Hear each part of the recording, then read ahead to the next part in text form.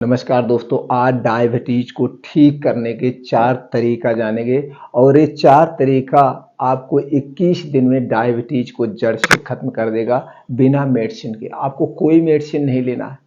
अगर आप भी मान चुके हैं डायबिटीज नहीं ठीक होता है तो दोस्तों आप 10 मिनट का समय दीजिए और इस 10 मिनट में आपके सारे डाउट को क्लियर कर देंगे। और अगर आपने जितने नियम हमने बताया सही ढंग से आपने फॉलो कर लिया तो 21 दिन में 100% आपका डायबिटीज क्योर हो जाएगा। तो चलिए दोस्तों जानते हैं वो कौन सा 4 तरीके हैं। लेकिन उसके पहले आपको ये जानने की ज़रूरत है कि डायबिटीज होता क्यों है, डायबिटीज होने के कारण क्या है।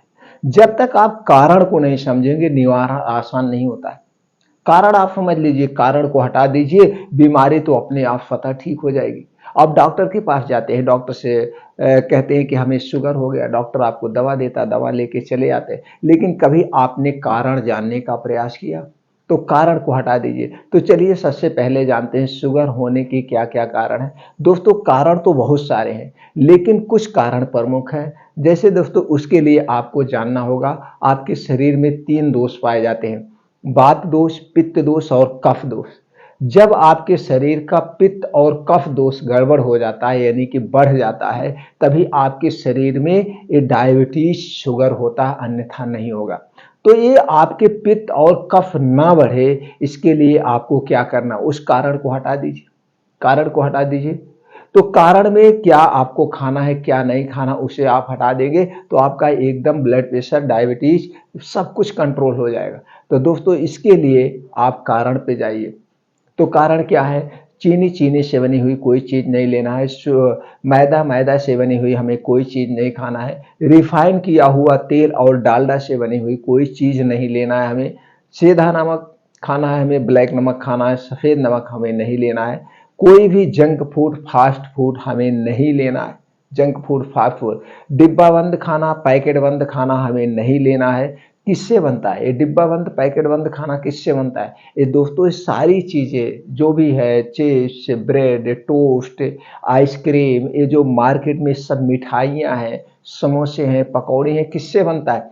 ये सारी चीज़ें मैदे से बनती है, चीनी से बनती है, ऊपर से दोस्तों रिफाइन या डालडे में इसे छाना जाता है। तो सारी चीज़ें उसी से बनती है और ये सारी चीज़ें हमारे स्वास्थ्य के लिए हानिकारक है। ऊपर से दोस्तों इसका स्वाद बढ़ाने के लिए इसमें कुछ बेस डाले जाते हैं। इसे कलरफुल बनाने के लिए आर्टिफिशियल कलर डाला जाता है। और बिस्किट, आइसक्रीम आप देख लीजिए 3-3 महीने, 6-6 महीने की एक्सपायरी होती है। तो 6 महीने, 3 महीने इसे सुरक्षित रखने के लिए इसमें कुछ प्रिवेंटिव डाले जाते हैं, कुछ कीटनाशक डाले जाते हैं। ये सारी चीज़ें एसिडिक है, ये सब में स्टार्च होता है और हमारे जब ये पेट में जाते हैं एसिडिटी बनाती है। और जब आपके पेट में गैस एसिडिटी बनेगा तो अपच होगा, आपको कब्ज होगी और जब कब्ज होगी ये सारी चीज़ें आपके आंतों में जब सड़ेगी तो दोस्तों आपका ब्लड क्या होगा?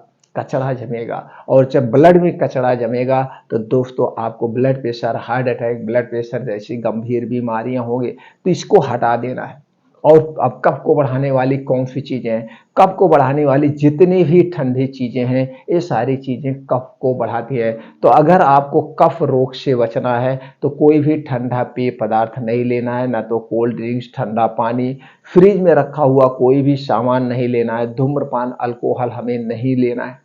ये सारी चीज़ें आज से अभी से हटा दीजिए तो आपका कफ दोष कंट्रोल हो गया, आपका पित्त दोष कंट्रोल हो गया। जब इतनी चीज़ें आप हटा दिए तो पित्त और कफ आपका कंट्रोल हो गया तो धीरे धीरे आपका शुगर अपने आप रिजॉल्व होना शुरू हो जाएगा।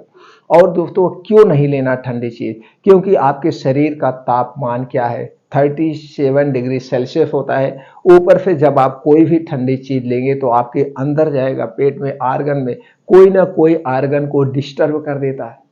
जब अंदर के आर्गन आपके डिस्टर्ब होंगे दोस्तों तो कुछ ना कुछ पार्ट वहाँ पे बीमारी जरूर उत्पन्न होगी। जैसे दोस्तों एक लोहा लीजिए, लोहे पे आप ठंडा पानी डालिए तो वहाँ से क्या होता है? छन्न की आवाज़ आती है। और जब वो ठंडा हो जाए लोहा, आप अपनी अंगुली रगड़िए तो जब वहाँ पे आप अपने अंगुली रगड़ते हैं तो वहाँ से कोई ना कोई पदार्थ निकलता है। उसी तरह से जब ये आपके पेट में ठंडा पानी जाता है तो वहाँ से भी छन्न की आवाज़ आती है, लेकिन उसे हम आप नहीं सुन पा रहे हैं।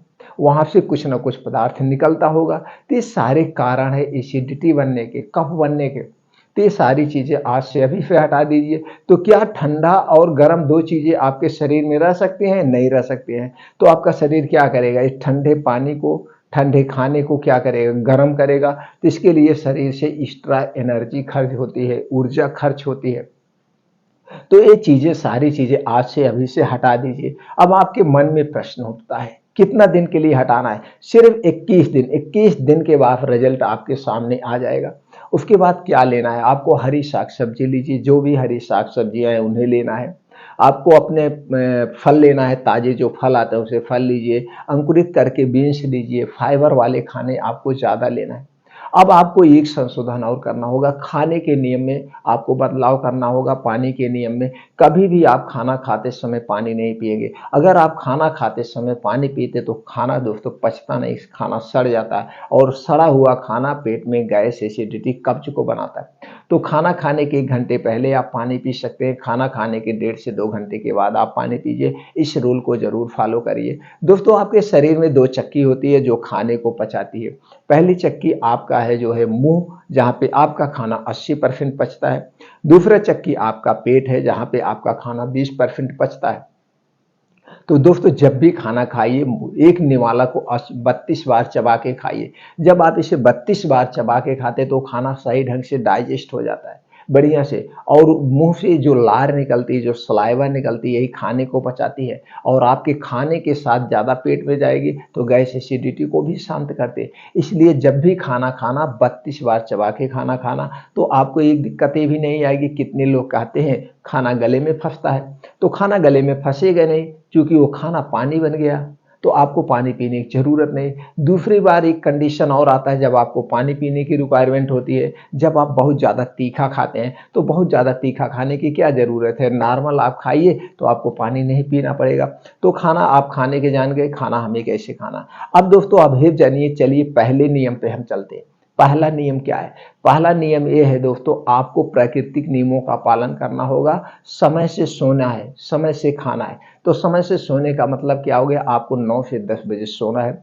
जब आप 9 से 10 बजे सो जाएंगे तो सुबह आप 5 बजे उठ जाएंगे। 5 बजे उठने के बाद तुरंत आपको क्या करना है? गुनगुना 2 से 3 गिलास पानी पीना है। बासी मुंह में जो ये लार है, सलाइवा है, ये अल्काइन है, ये क्षारी होता है। जब ये आपके पेट में जाता है तो आपके पेट को भी डिटॉक्स कर देता है। तो 2 से 3 गिलास, अगर आप पीना चाहें तो नींबू पानी भी पी सकते हैं। लेकिन अगर नींबू पानी जब भी बनाना, ये दोस्तों मिट्टी के बर्तन में या कांच के बर्तन में ही बना के पीना, बाकी किसी के बर्तन में नहीं। तो 2 से 3 गिलास आप पानी पीने के बाद थोड़ा सा टहलिए। टहलने के बाद फ्रेश हो जाइए। फ्रेश होने के बाद आप निकल जाइए मॉर्निंग वॉक। मॉर्निंग वॉक आपका कितने देर का होगा? 5 बजे से 7 बजे, यानी 2 घंटे का समय आपको डेली मॉर्निंग वॉक में देना है। अब इस 2 घंटे में आपको क्या करना है? 2 घंटे में आपको 5 से 6 किलोमीटर का मॉर्निंग वॉक करना है, और इसे 20 से 25 मिनट में कवर करना, नहीं तो आधे घंटे में आप कवर कर लीजिए। अपने एज के हिसाब से, अपनी क्षमता के हिसाब से इसमें दौड़ भी लगा सकते हैं। तो दोस्तों, जब आप तेज कदमों से चलते हैं, तेज चलते हैं, तो आपका ब्लड फ्लो बहुत तेज होगा, ब्लड सर्कुलेशन तेज शरीर में सप्लाई होगी। और जब ब्लड सर्कुलेशन तेज होता, शरीर में कहीं भी कोई मतलब गंदगी है, तो गर्मी, तेज बहाव की वजह से दोस्तों पसीने के माध्यम से जो विषैला पदार्थ हो बाहर हो जाता है। तो आपको तेज चलना है। तो तेज चलने के बाद हो सके तो आप मॉर्निंग वॉक जो करिएगा, नंगे पांव करिएगा, नंगे पांव। और जहां पे मिट्टी हो, जहां पे हरी घास हो, तो जब मिट्टी या हरी घास पे मॉर्निंग वॉक करते हैं तो दोस्तों ओस की बूंदें आपके पैर में लगेगी।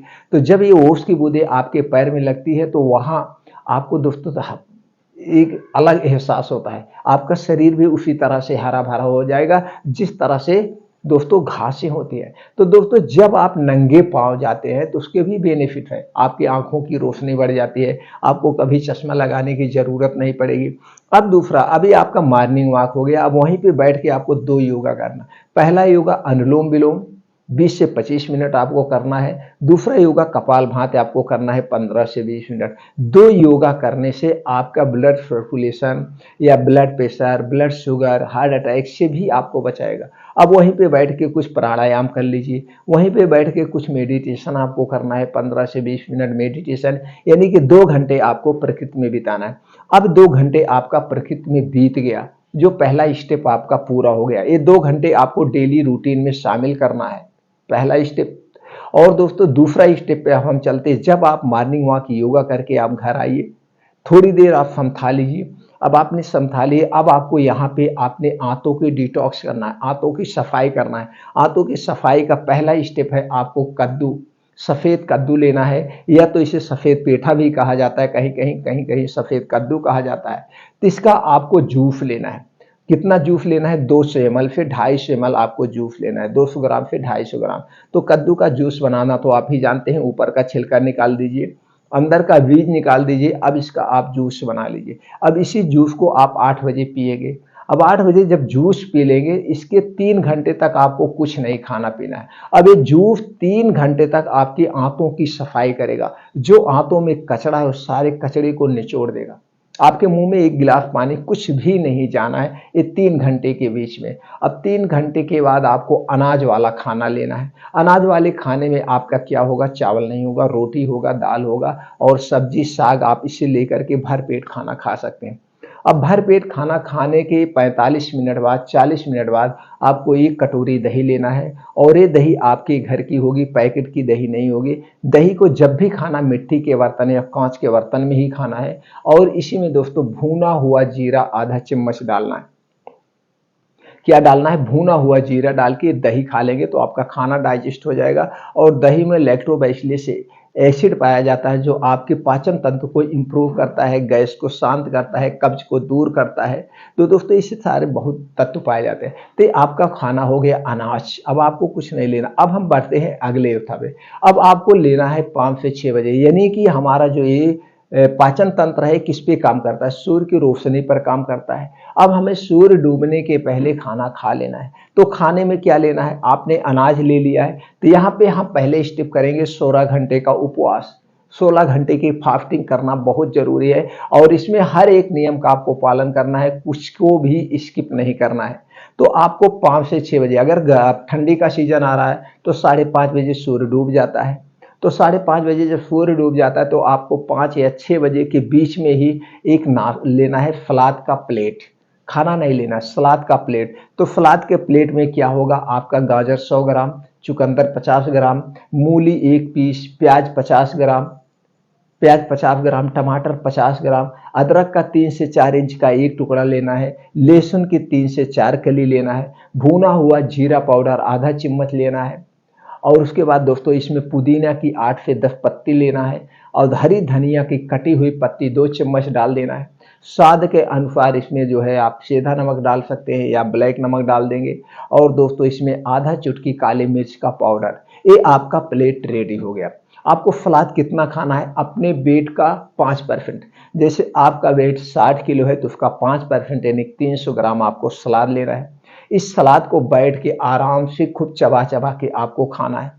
अब याद रखना है, सलाद खाने के 1 घंटे पहले कुछ भी खाना पीना नहीं, और सलाद खाने के 3 से 4 घंटे तक कुछ नहीं लेना है, 3 घंटे तक। अब मान लीजिए सलाद आपने ले लिया कितने बजे? 6 बजे। अब 6 3 9 बजे तक तो कुछ नहीं खाना पीना है। तो 9 बजे कुछ नहीं जब खाना पीना है तो आप रात को आपको सोना है। अब कुछ यहाँ पे खाना पीना आपको नहीं है। हाँ, अगर आपको लग रहा है कि हमें कुछ प्यास लगी है तो इस समय आप गुनगुना पानी ले सकते हैं, या दोस्तों गाय का घर का शुद्ध घी वो ले सकते हैं, दूध। गाय का, पैकेट का दूध नहीं। आपके घर का अगर दूध हो तो 1 गिलास दूध ले सकते हैं, नहीं तो 1 गिलास या आधा गिलास गुनगुना पानी पी के आपको सो जाना है, खाना होना नहीं खाना है। तो आपने 6 बजे खाना खाया। अब फिर सुबह उठने के बाद वो आपकी प्रक्रिया करी हुए तो आपका यहाँ पे 16 घंटे का फास्टिंग हो गया। कैसे हो गया? आपने 6 बजे ये लंच खा लिया, सुबह आपने अनाज जो लिया था वो 10 से 11 बजे आपने अनाज लिया था, 11 बजे मान लीजिए आपने अनाज लिया था, तो 11 बजे से 11 बजे तक आपका क्या हो गया? 12 घंटे हो गया। आपका ये 24 घंटे हो गया। 11 से 11 बजे कल अगली सुबह तक 24 घंटे। तो अनाज 24 घंटे में एक बार लेना है। अब सलाद आपने लिया था 6 बजे, तो 6 बजे से 6 बजे 12 घंटे हो गया। फिर आपने 4 बजे 10 बजे खाना खाया, 11 बजे आपने खाना खाया, तो यानी 16 घंटे की ये फास्टिंग हो गई। तो 16 घंटे की आपको फास्टिंग करना है, 24 घंटे में एक बार अनाज लेना है। अब इसके बाद हो गया तीसरी प्रक्रिया पे हम चलते हैं, यानी चौथी प्रक्रिया और लास्ट प्रक्रिया। चौथी प्रक्रिया आपको लेना है एनीमा। क्या लेना है दोस्तों? एनीमा आपको लेना है। एनीमा कब लेना है? 21 दिन तक लगातार।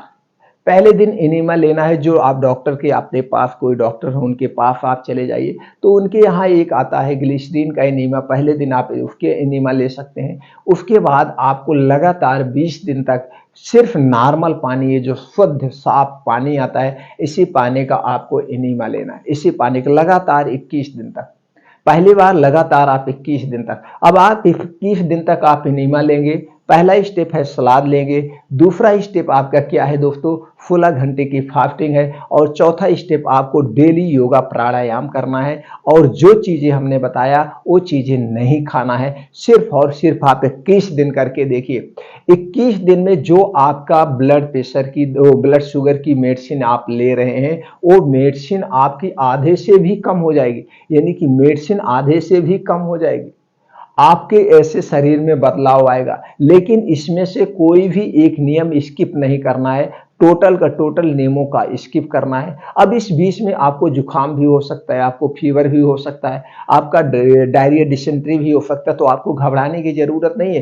तो अगर ये चीजें लक्षण आपको नजर आए और हो रहा है तो मेडिसिन नहीं लेना है, ये अपने आप सही हो जाएगा। काढ़ा उड़ा पी लेंगे, जुकाम अपने आप ठीक हो जाएगा। तो आप समझ लीजिए ये दवा काम कर रहा है, ये नियम काम कर रहा है, आप जल्दी से ठीक होने वाले। क्योंकि आपके शरीर में जो कफ होता है ना, इसी माध्यम से तो निकलता है। जुकाम होता है तब निकलता है, फीवर होता है तब, सारे विषैले पदार्थ कहीं ना कहीं हमारे शरीर से किसी न नेचुरल के माध्यम से ही निकलते हैं।